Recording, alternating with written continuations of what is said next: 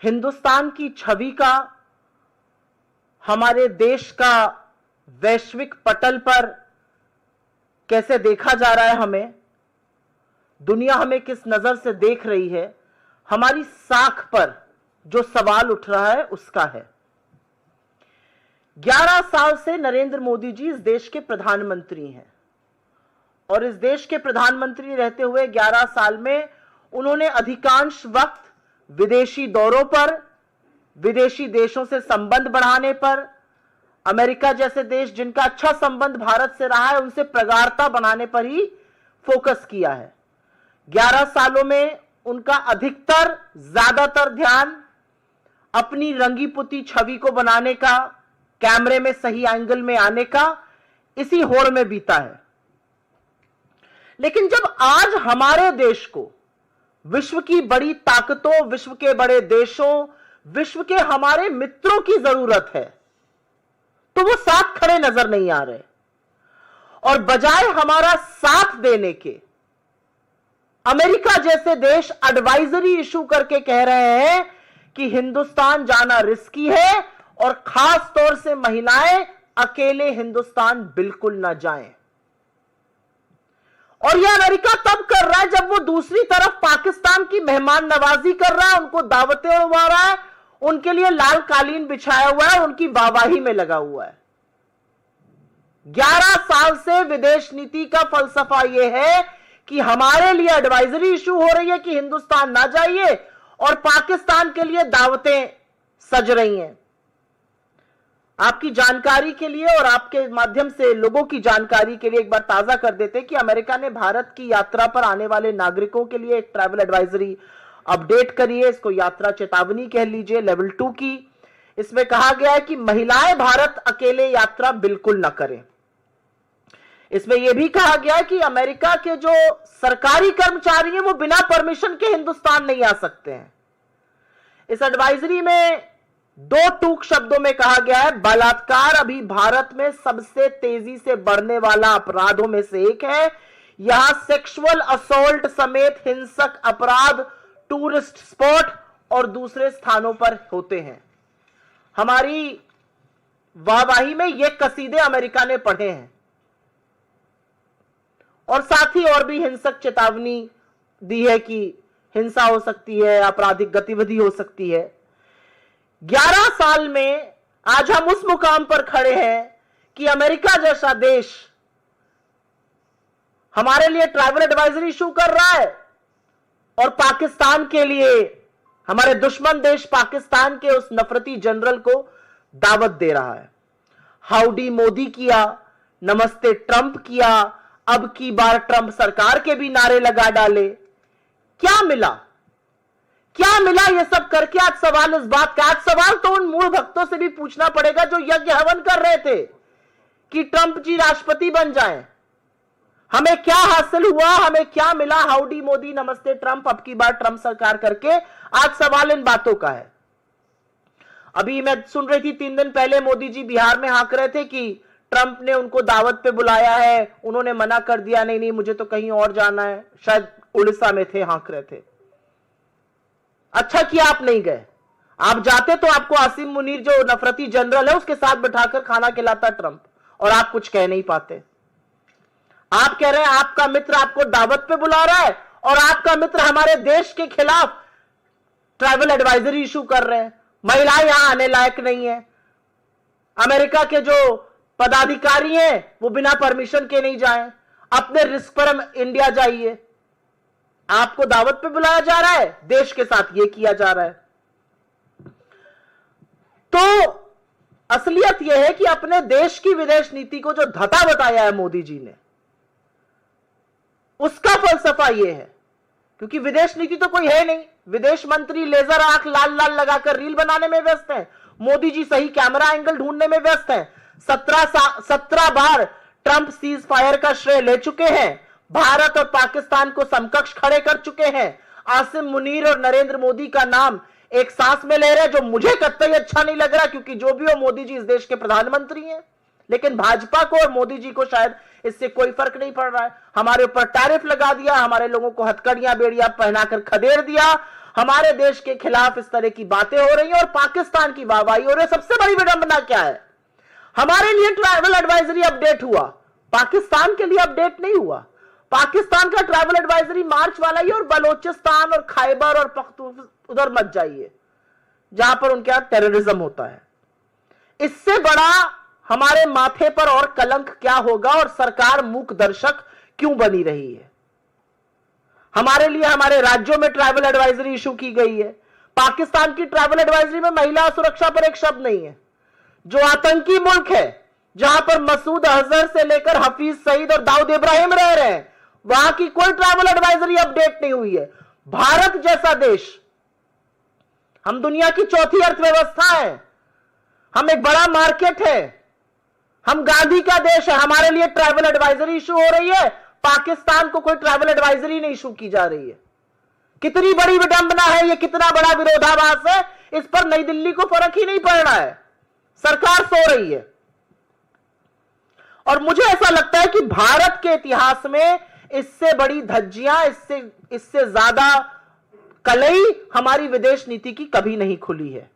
हम विश्वगुरु बनने का दंभ भरते हैं, लेकिन वैश्विक पटल पर अमेरिका एक भी मौका नहीं छोड़ रहा है हमारी फजीहत करने का। और एक बात बता दो इससे पहले कि अपनी डोमेस्टिक बातों पर चर्चा करें, क्योंकि वो भी जरूरी है। इस एडवाइजरी का बहुत फर्क पड़ता है। यह एडवाइजरी ऐसे ही नहीं कोई फर्रा इशू हो जाता है।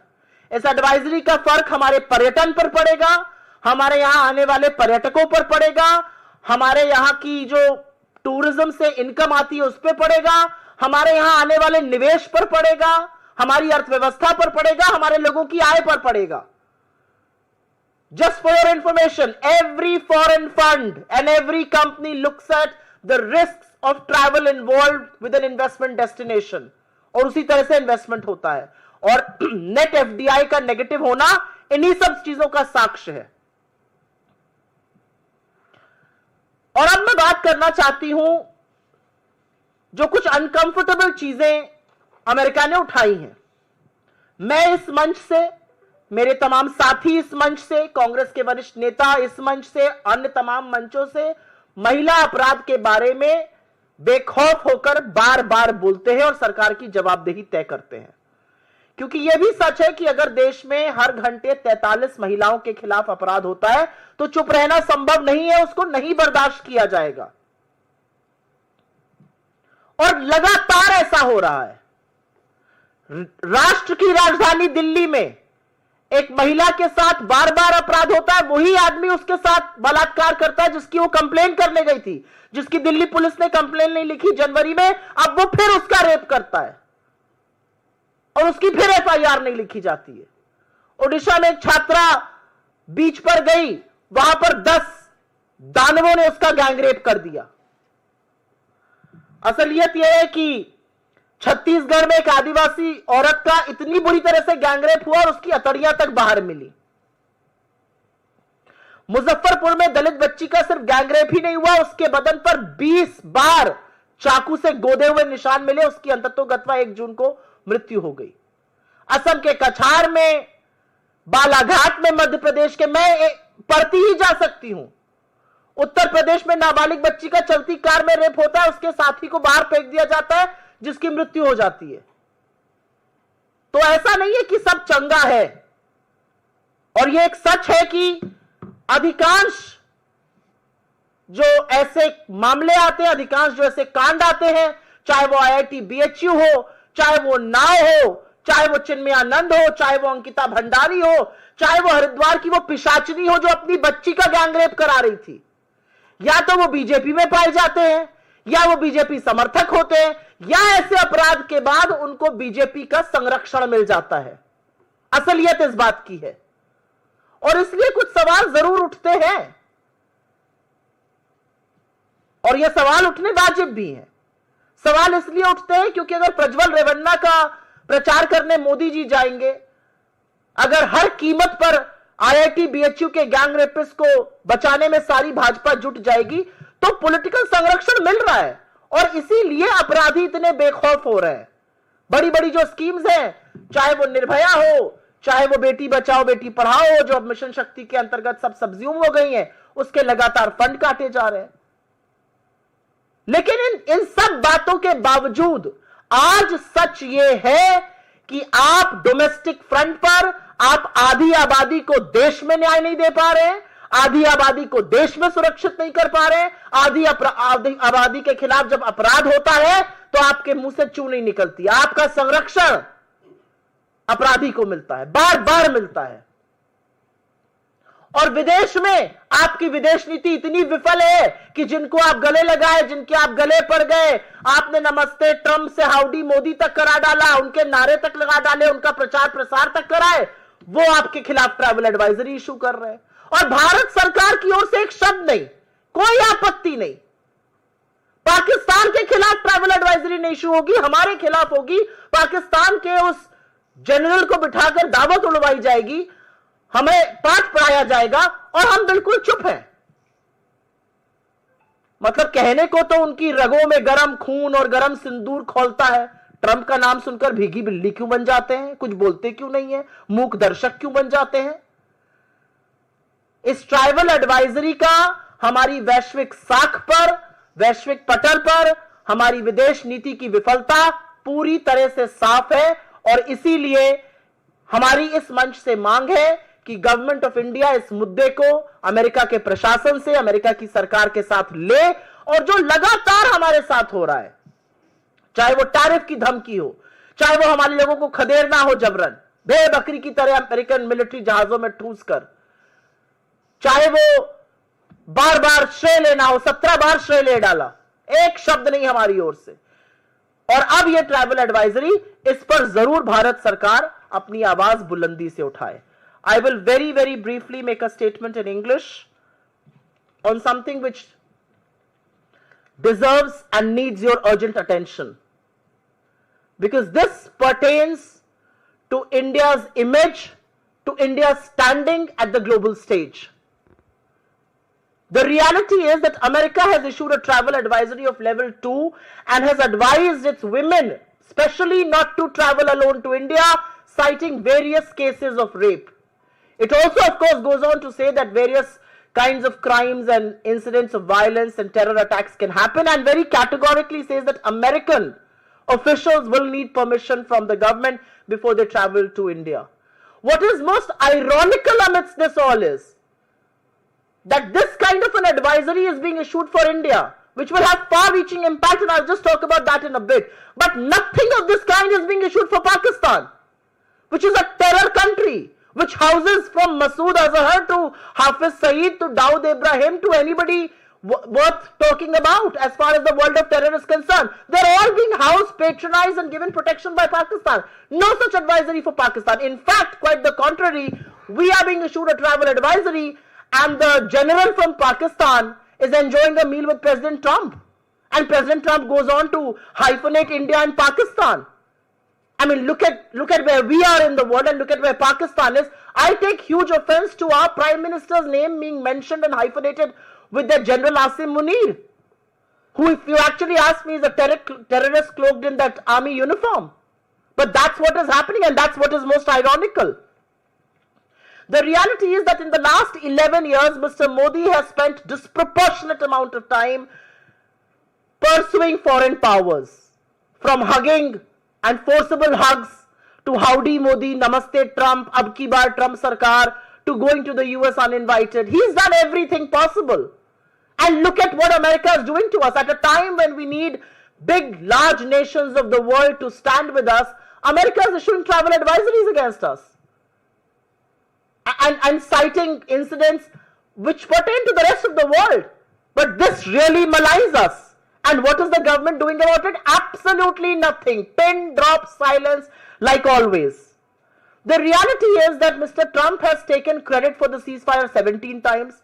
He imposed tariffs on us. He called us an abuser and a fraud. He has put our people in handcuffs and sent them back to India. He's consistently insulting us, and our government chooses to keep quiet. And which is why the question arises, what is our foreign policy worth it? What is the cornerstone of a foreign policy? The cornerstone of a foreign policy is to keep India's interest above all. But Mr. Modi's foreign policy is to get the right camera angle so that he's shot from the good camera angle wherever he is in the world. Our foreign minister is too busy making reels with laser red eyes. So who do you expect to pursue foreign policy from? The reality also is, and I have no qualms in admitting and saying this, that on one hand travel advisory is being issued against us, but nothing on Pakistan, and we are completely mute spectators. We don't say a word. There are certain aspects which the travel advisory has raised, which are obviously troublesome. These are troubles of our own, and we should find solutions to it. We should ensure our women are safe. If 43 women in India meet crime every hour, there will be questions raised. The reality is that here in the national capital, which should be the safest region for women all over the country, unfortunately it is not. It is one of the most unsafe. A woman gets raped by the same man multiple times, and each time she tries to lodge an FIR, the Delhi police refuses to do so. A 19-year-old girl in Odisha on a beach is gang raped by 10 people. A tribal woman in Chhattisgarh is not just raped, her intestines are pulled out. A minor is raped in a moving car in Uttar Pradesh, and her companion is killed and thrown out of the car. A minor girl is not just raped, but she's stabbed 20 times on her body, and she eventually succumbs to her wounds on the 1st of June. I can go on and on, the list is endless. But the reality is that this shows the dichotomy that on a domestic front, we are not being able to save women, we are not being able to deliver justice, and on the foreign front, Mr. Modi's foreign policy has completely fallen flat. At a time when you need allies to stand with us, allies are issuing travel advisory against us. And let me tell you, a travel advisory is very damning. It impacts the number of tourists who will come to India. It impacts the funds that will come, the source of income that tourism generates. It impacts the level of investments that will come to this country. It impacts the basic income of people who are associated with those sectors and otherwise. So these are very damning advisory. And yet the Modi government is absolutely quiet. Each time Mr. Trump has taken credit for the ceasefire, 17 times, 3 times on Twitter, 14 times on camera. Absolute pin drop silence from the Modi government. So we demand from this very platform that Indian government should register its protest. Indian government should at the highest level take stern view of this advisory issued. This is not in good faith. This is not good for the country, and this shows double speak of the United States. On one hand, you're issuing advisories against India, but zilch on Pakistan. Pakistan, which is a terror state, is going absolutely scot-free. We are being hyphenated. Our prime minister is being spoken about in the same breath. I don't think any of this can be taken lying down. आपके सवालों का स्वागत है. सवाल अगर इसी पर रहे तो मैं बहुत अनुग्रहित रहूंगा. After visiting United States, your working committee member Shashi Tharoor praising Modi and his foreign policy. He wrote an article in Hindu, and that article was shared in social media yesterday by Prime Minister Office. So what is AICC position on this? I am Supriya Srinath, and I am the national spokesperson of the Congress party, and I am addressing you here.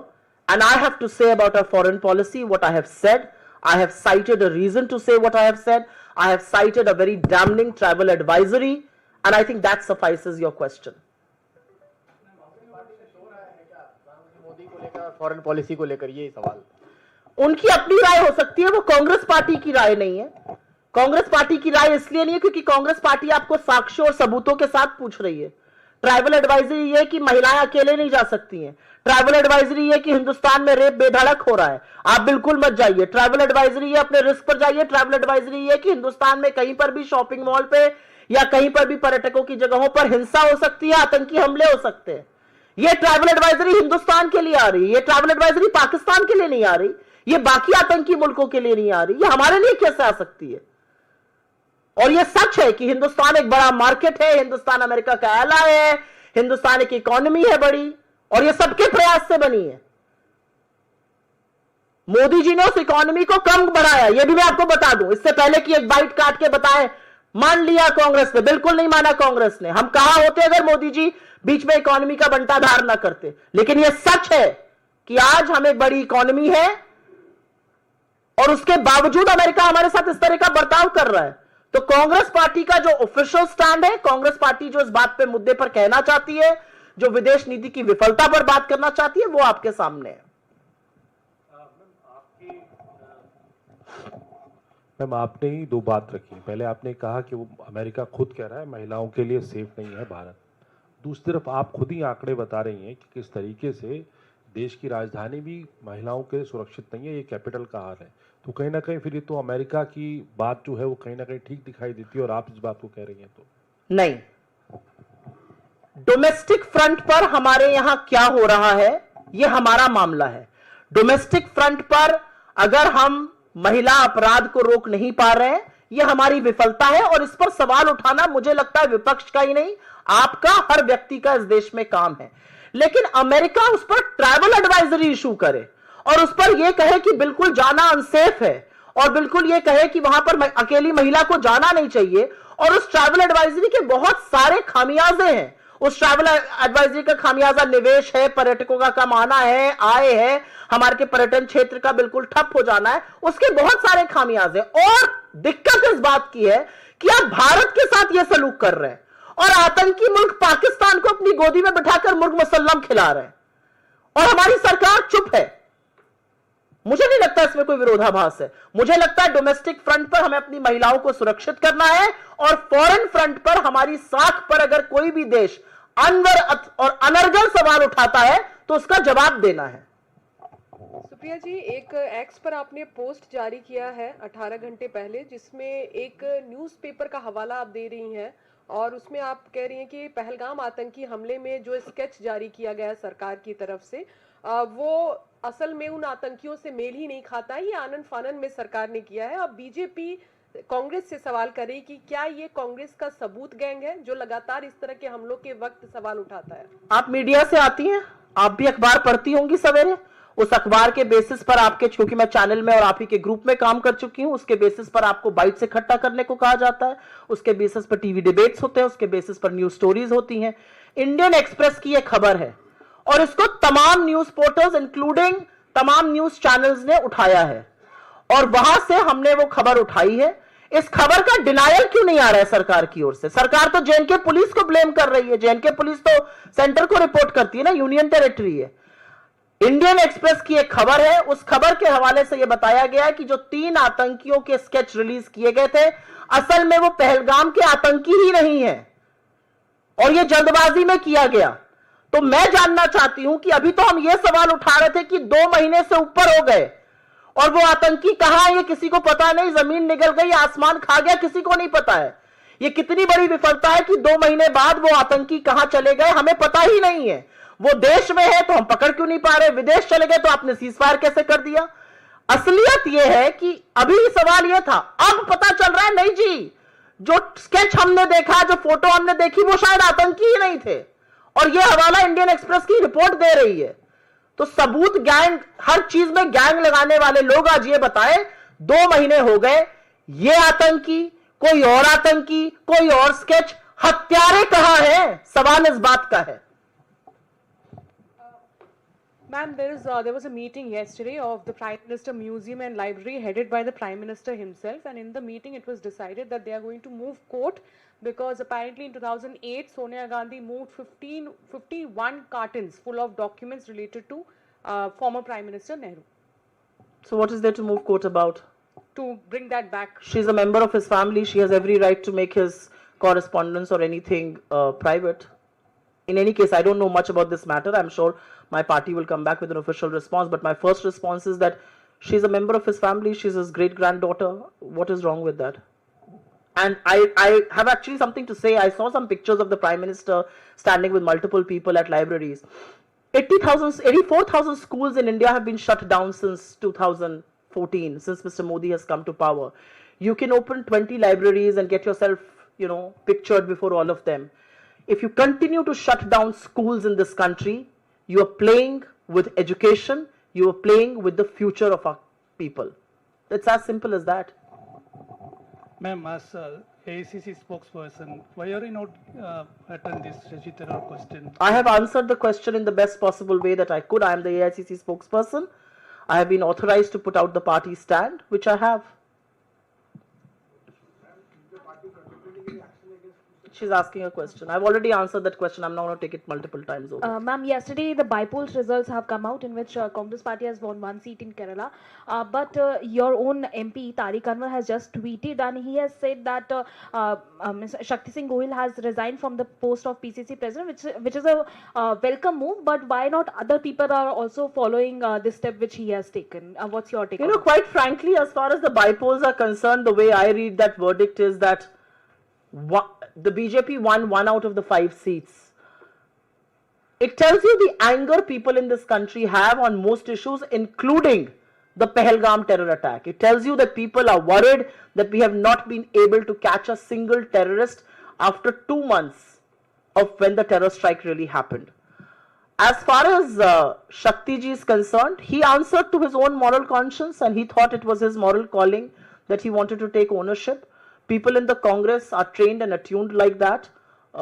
People in the BJP perhaps are not. The railway accidents continue unabated. The railway minister doesn't resign.